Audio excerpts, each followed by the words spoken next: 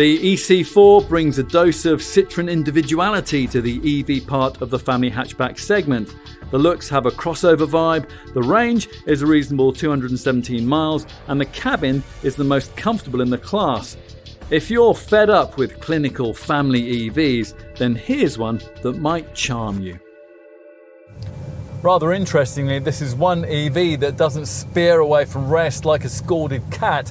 That attribute is a bit pointless. It cuts across this car's laid-back Gallic demeanour and it needlessly depletes battery reserve, so Citroen hasn't bothered with it here. The E-C4 is a bit like Mazda's rival MX-30 in that respect. Not that the E-C4 is slow. The 134 bhp electric motor allows 62 miles an hour to be dispatched in 9.7 seconds on the way to a maximum that you'll never bother with of 93 miles an hour. What you'll notice more is the relaxed gait. It's inevitably not as light on its feet through the corners as a combustion engine C4. The weight of the 50 kilowatt-hour battery has to tell somewhere. Your driving position is somewhere between that of a family hatch and an SUV, and you get a couple of pedals along with a small straightforward gear lever. There's no one pedal driving option like you do get in the Nissan Leaf, but there is an extra B mode which gives greater lift-off deceleration, so boosting the battery's energy harvesting efforts so you can get somewhere close to the claimed 217 mile range figure. The ride is very comfort orientated, as you'd expect from a Citroen, thanks to their clever progressive hydraulic suspension setup. Now here, the car's springs and shock absorbers work in concert with hydraulic compression and rebound stops, which are supposed to slow body movement over bumps and tarmac tears.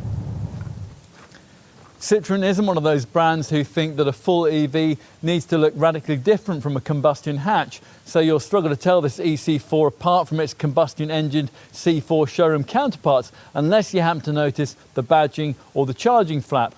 Like other C4 variants, this one confirms that the delineating line between family hatch and compact SUV design is being even more blurred, which many folk in search of a compact hatch will think to be no bad thing. Let's take a look inside. The dash gets the kind of big 10-inch central touchscreen that's in current vogue and a fully digitalised instrument binnacle. Thankfully, the climate controls are separated out from the screen on the centre stack. Let's take a look in the rear. The E-C4 is 4.35 metres long, which isn't huge for a Focus-sized hatch.